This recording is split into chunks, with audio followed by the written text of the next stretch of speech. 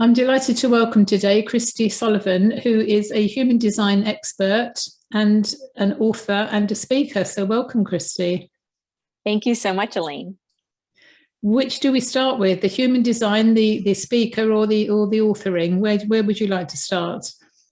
I usually start off with human design, which is either a topic that either people have heard a little bit about or nothing at all, usually. So I start by talking about human design and my journey with human design, why I'm doing it as a business, and how it can help others in really some really amazing life transformations.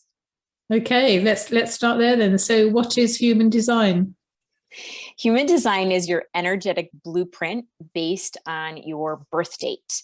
So you can find a lot of information online. You can go to some websites, input your birth information, and out pops a what is called a body graph. It looks like a shape of a body with different energy centers. And so it really shows your energy system that you were so-called encoded with when you came into this life.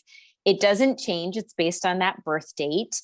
And it really can be quite fascinating because it's sort of like what I call the car model that you're driving on this life journey. And when you understand how that car operates, how you operate, then you can start to do things more in the right alignment for your energy. And then my mission is to help people stop overworking and start overflowing by knowing what that alignment is for them. That's neat. Stop overworking and start overflowing. I like that. I'm going to make a note of that. And I might use that again. Oh, that's the title of your book. That's why I'd heard it before. What a cool title.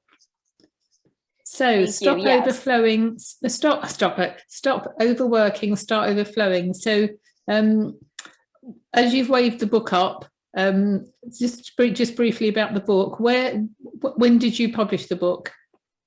So the book came out in October of 2021, and it's an actual collaboration. I recruited 25 human design practitioners like myself to talk about in a story form how they discovered human design, how it transformed them, and a tip or tool technique that other readers can use to help them in their energy alignment and self-care.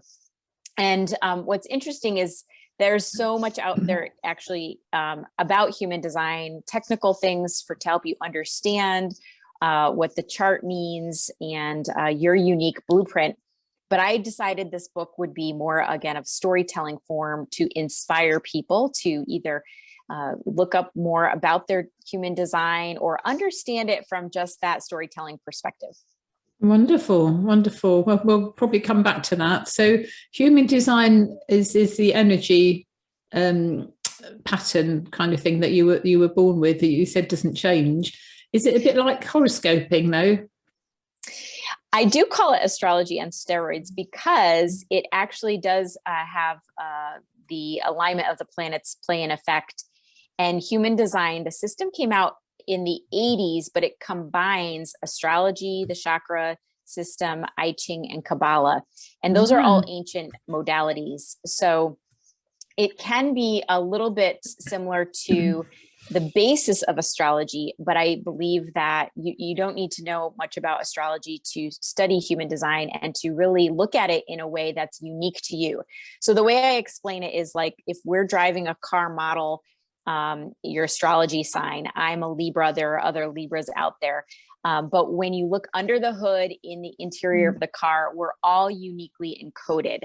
And that uniqueness and knowing what that is can help you in making like choices and decisions and choices along this journey that we are, so that it's not just one category that you identify with, but more of the unique programming that's behind that car, so to speak. Interesting.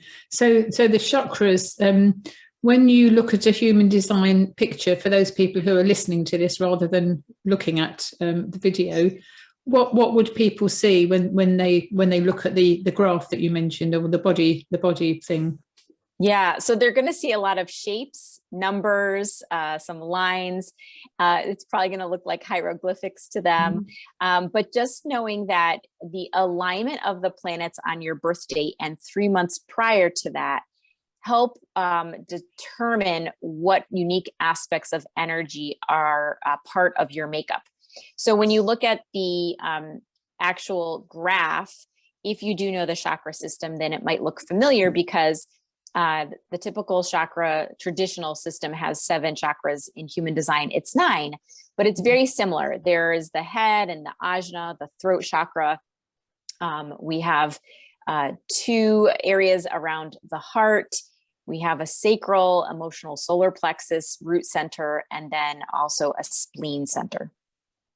Cool. Okay.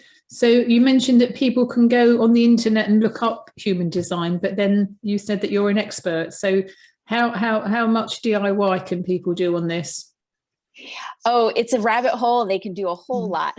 But what I would say is that when you first look up your chart and you start to maybe read up on it, you want to start at the very top layer or basic principles, which are what are your energy type, strategy, and the authority. And I can explain what those are.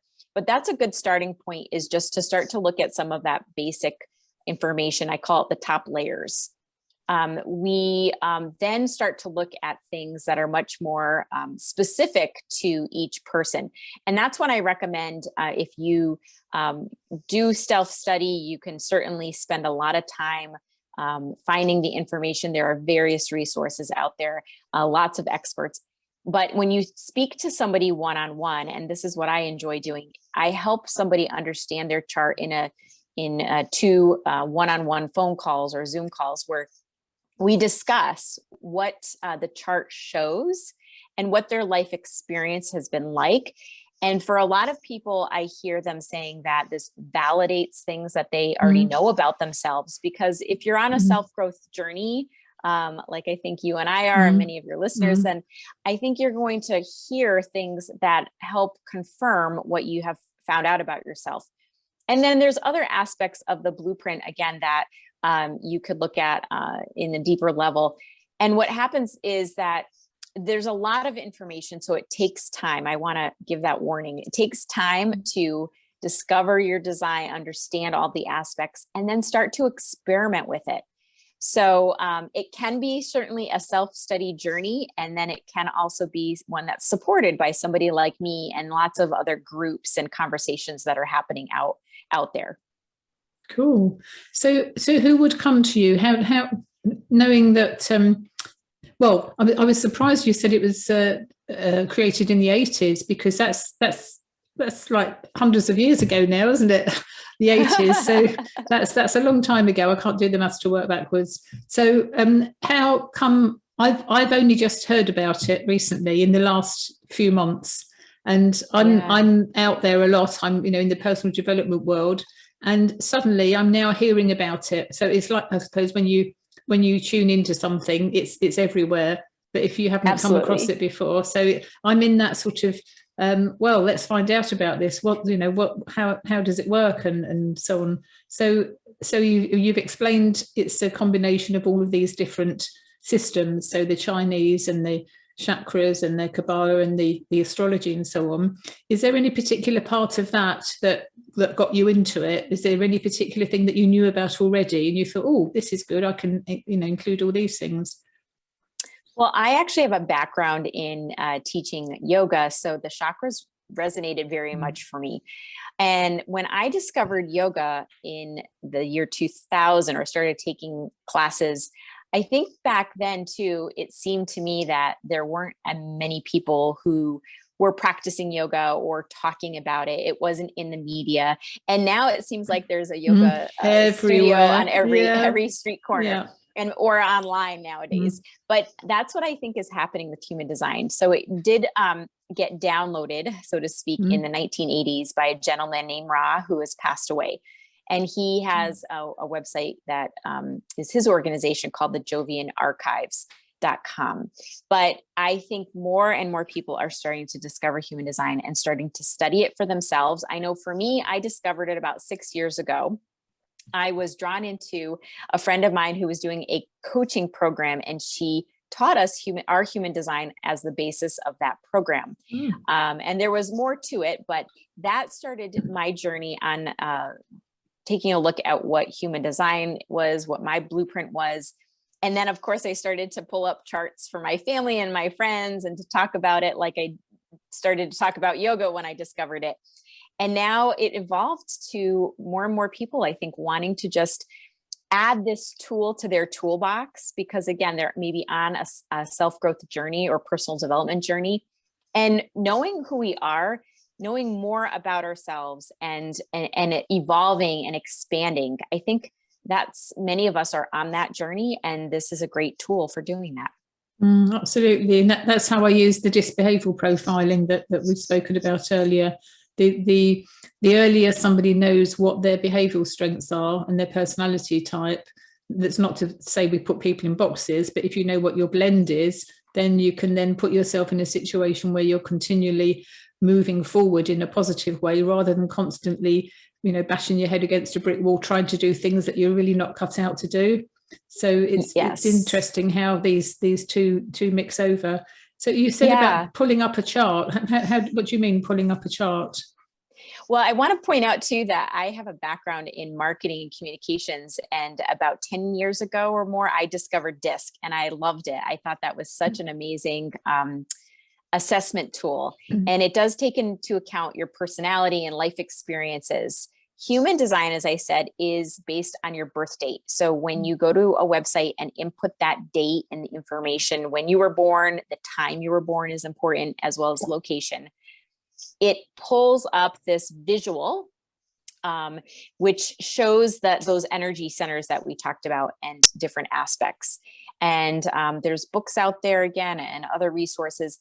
The difference with this tool is that it doesn't change. I've had people say, well, will my design change like as I age and life experiences have an effect? And it doesn't. It doesn't have an effect on the actual design. Maybe how it's expressed, maybe how you choose to show up in your energy.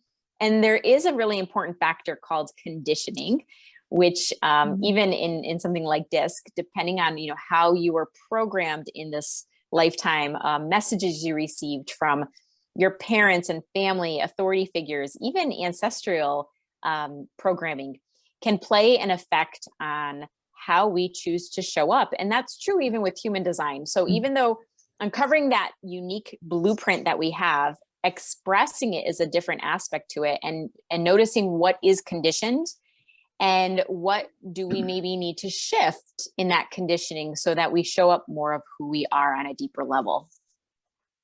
What kind of people come to you to have their human design chart created? The folks that I typically work with tend to be women, entrepreneurs, midlife, who again are doing personal development and love tools like DISC or the Enneagram or Myers-Briggs. And they tend to be women who, like me, were exploring not only who they were, but trying to understand like, what's my life purpose, what path. And for me, I was in a marketing career for a long time and then had this passion for health and wellness. And I was exploring on the side through yoga and other wellness avenues. And I just felt like I was overworking, so to speak. And I can really resonate with some of the clients who come to me, because we are all taught to work hard to achieve and succeed. And overworking for me wasn't that I was putting in way too many hours, although that's what it could look like. It was as if whatever I was doing wasn't paying off as quickly or as easily and effortlessly as I hoped. And when I discovered human design, and I think a lot of the clients that I work with as well, these busy women, when they discover that in their unique design, that they're meant to be perhaps taking more downtime or responding to things rather than forcing things, or they're meant to be using more of their body, emotional center to make decisions rather than the head. It gives them permission. I think gives all of us permission to start to slow down and recognize how we're operating. And then that's where transformation happens. When you start to make choices differently. And when I've worked with clients, I've seen them, start overflowing because they stop overworking, they pull back and take time for themselves, do more self-care, and things tend to flow more easily for them in their business and in their personal lives. Absolutely. Stepping back, slowing down, smelling the roses, all those kinds of phrases are so important. I've found personally that the older I get, the less I do, the more I achieve, because I'm tackling things in a far more centered, balanced way than just like going at things like a bull in the china shop, which is what we're conditioned, aren't we? We're the biggest, the fastest, the best, all that stuff that we're told. And all the fashion, then, so we had all that when I was growing up, we were taught to, if you're going to do something, do it properly and do it to win. And then there was a generation of, oh, no, we can't do that. We have to treat everybody equally. Goodness knows where we're at now in the world. So I think the human design system definitely sounds a good timing for it to kind of flourish. Yes. And I will say, since you mentioned, I like the phrase bull in a china shop, that your energy type, like mine, is similar in that we're both generators, and generators, or manifesting generators, a subset, represent 70% of the population. And what's significant about this type in a general sense, I'll start with, this is usually where we start with a reading, is that the generator type are here to be productive and busy and doing work, but they need to be doing the right kind of work that we love. And we also still need to balance that with things like self-care and downtime that help us in not only focusing, but if we're too busy, then we're missing opportunities that are actually showing up for us. As a generator, it's like we have this automatic big battery in us to attract these opportunities to do the right kind of work. The other 30%, by the way, they have a little bit different energy, where rather than this generating of workforce and life force, I call it the smaller car battery. They can do work in short bursts, but their key is to take downtime throughout the day to recharge. And again, those two principles of like being too busy, of overworking, apply to any energy type. I think in this day and age, we can be overloaded. And so it's like a magic secret ingredient when we find that pulling back, slowing down can actually create more abundance. It's really amazing. Wonderful. So what did you do before you went into marketing, or have you always done marketing things? So initially for me, my career path was marketing, communications, and events in the nonprofit world.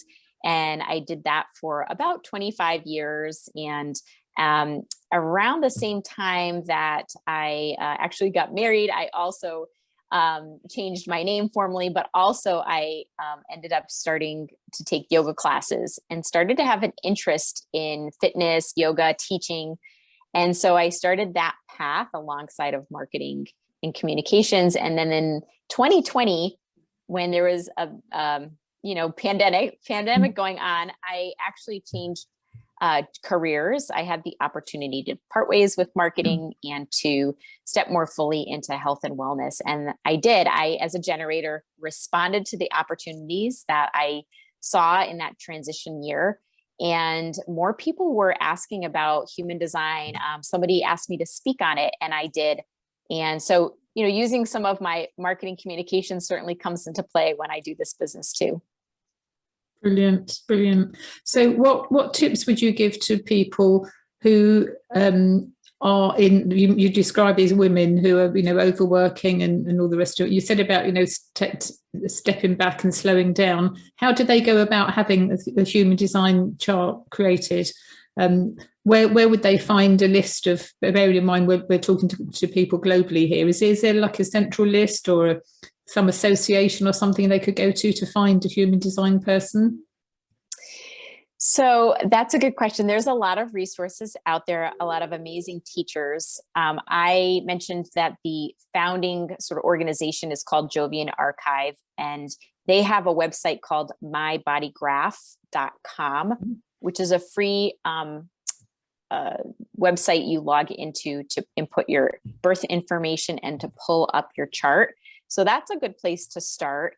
And there's a lot of information on there, some free, some paid, that you can explore.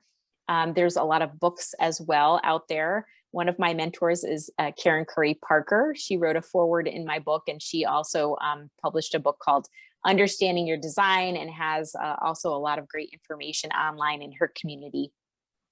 And I would say that once, you look at that chart, if you want to talk with somebody, that certainly I love for people to connect with me, or to maybe start listening to podcasts that are out there, or following people on social media, and see who resonates with you, because there are certainly various practitioners, and we all have our own style. We all have our own way of reading or providing information, teaching. A lot of teachers also do free webinars, so that's a good place to start. And I do one as well once a month, to just give people a taste of human design. And that's sort of a good starting point. And then when I work with clients, we do talk about self-care and slowing down, which is an aspect, I believe, to helping our design align, help us to align to our energy, help us to thrive and be more abundant. So self-care is just as unique as your blueprint. And I believe really it's different for everybody, but doing some sort of self-care every day is what's important, what's key. Absolutely. I wish that was taught in schools. I don't know what nonsense is taught in schools these days. I do know a lot of parents are bringing their children out of school and home educating, which I think is wonderful. Is there I suppose really, I think I've answered my own question, because it's putting data into an online system. It can be done at any age. So from birth, really, I suppose. So parents could do this for their children. Yes. Yeah, definitely. You can input any age. It can be very helpful for children. It can be helpful for parenting. I have one of my authors in my book who focuses on parenting through the lens of human design. And just in general, I think that no matter what age, again, this can be a great tool for validating and making choices and transforming. Absolutely. So how do people get hold of you, Kristi? So my website is kristihsullivan.com. And that's my name, Kristi, with the initial H, and then Sullivan. I'm also on Instagram with that same handle. And I have a community on Facebook called Kristi's Self-Care and Human Design Community, if you'd like to look me up there. Awesome. So anybody could join in to that and see what's what. Okay. You mentioned you took my details earlier on, my birth date and everything, and you said I was a generator. So is that when you do when you have a chart and you actually see the chart? In my mind, I've got the chakras, the colours of the chakra. So when you see the chart, do we see the colours there, or what do we see? What you're seeing is a number of different shapes and numbers also that correlate to different aspects of energy. And it's not so much that the colors matter. I know in the chakras, they were assigned, in terms of that energy. But in this case, it's more what they represent. And so we start off usually in a reading talking about your energy type. And I said, you're a generator like me. You're here to do the right kind of work. You're here to respond to opportunities. And we're not here to initiate. That's a big piece that I try to help my clients understand, that manifestors, who are 9% of the population, are here to initiate, create. They can just go out and make things happen. The other energy types, though, do not have that same specific energy, although we can go ahead and work hard to make things happen, certainly. But for more ease and flow, we're here to respond to opportunities. And those opportunities are coming to us all the time. So in your chart, I can see that, for example, you have also specifically in the energy centers, an open head and an open root center, which you're familiar with in the chakra system. In human design, we call that a pressure cooker, that you often will have a lot of questions in your head you feel like you have to answer. And with an open root, you feel like you always have work to do or tasks to do and need to accomplish them. So just being mindful of that for you, for example, would be a great another permission slip for self-care, and also for just noticing when that pressure is actually helpful, but noticing when it's not helpful. And if you feel like that pressure cooker, do you need to sometimes step away from things in order to kind of get that balance that you're looking for? So that's something I see in your chart as well. Cool, helpful. Thank you. I'm sure there's lots more that we obviously won't go into on here, but that's really helpful. Thank you. So going back to your book, so you chose, you selected. Did you select these people, or did they kind of step forward and say, "Yeah, I'd love to be in your book"? How did that work? Very interesting. So I didn't know a lot of human design practitioners when I decided to move forward with this opportunity that came to me to do a book with a publisher that I had worked with in the past. So I actually went on social media and I hashtagged human design and discovered so many people who are doing all kinds of great work. And I made contacts. In my design, actually, I have something called the opportunist profile, which means that I love connecting with people. And so I had conversations with maybe 75 or 100 people to talk with them and just explain to them what I was doing. And then very simply said to them, if this is in alignment with your design and your authority, then let me know. And 25 people came to the forefront who were interested in the book opportunity. And so it was a great group. I think the right people found this at the right time. Brilliant. I can think of a number of people that I can introduce this to in terms of adding to their practice. Many parenting coaches seem to be, again, like yoga wasn't heard of, parenting wasn't heard of, but now there's a lot of people doing parenting coaching. So I think that's a good, and I think you mentioned that there was one of the authors there, one of the contributors is a parenting person. Yes. Yeah, she focuses on helping others understand the design of the children and how to honor that. One of the key things, not only in understanding your own energy, is that it helps you realize that others are uniquely built and have their own energy. And rather than us trying to always change each other or adapt to others, that it really helps us to be more mindful and honor that we're all uniquely encoded and uniquely energy flow that even parents can find useful when they're raising children. Absolutely. It's when we know about ourselves, we can manage ourselves, but also it then highlights the differences between us and other people. And it's up to us I feel it's up to us to manage that situation, because they don't know what we know, and we know, about ourselves and our behaviours and our energies and all the rest of it. It's up to us, isn't it, to smooth and help that relationship flow. Yes, absolutely. You mentioned that you'd worked with a publisher before. Have you written other books? So in the year 2020, when I was going through my career transition, I had actually 3 other book opportunities that came to me. They were where I wrote one chapter. One was an ultimate guide to self-healing. The next was The Great Pause. That was about 2020 and the pandemic. And the third was Transformation 2020, also about how things shifted for people in the year of the pandemic. So those 3 books were people that I had known who were publishing them. And I said yes to writing in those books, and then felt very drawn to create a collaborative book myself. Wonderful. So you're multiple author, what is it called? Multi-published, all best-selling on Amazon. Yeah. Awesome. Very good. It's a nice feeling, isn't it, when you do that? And with the collaboration, it's you've got more people to discuss with, more people to help promote. So in marketing terms, it's actually quite a neat thing to do, isn't it, with collaborations? Yeah, and I'm seeing more of them, maybe because I'm also in the community, but I'm seeing more and more opportunities where people are just looking to get their word out or their stories, and a collaborative book is such a great way. I see it less daunting than writing a whole book.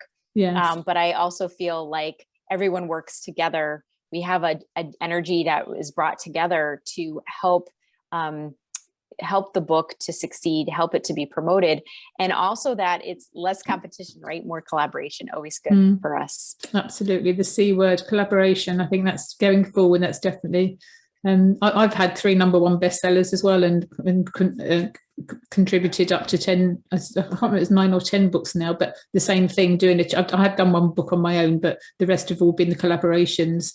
And it's lovely because you can learn from other people as well. You learn from your co-authors, their perspective of whatever the topic is that you've written about. Yeah, highly Congratulations. recommend. Thank you. So for listeners, highly recommend writing. They say there's a story in everybody, there's a book in everybody rather, lots of stories. So yeah, wonderful. So remind us of your contact details again, Kristi, for the listeners. Sure. It's KristiHSullivan.com. That's where you'll also find my author page on Amazon as Kristi H. Sullivan, on Instagram also, and on Facebook, Kristi's Human Design and Self-Care Community. Wonderful. And remind us of the book title again so they can find it on I will. It is Stop Overworking and Start Overflowing. That's also linked on my website as well. Fabulous. Thank you very much. Lovely to have you today on the show, Kirsty. Thank you. God, Kristi. I was determined not to do that, and I did it right at the very end. Thank you so much. I'm so glad to be here. Thank you.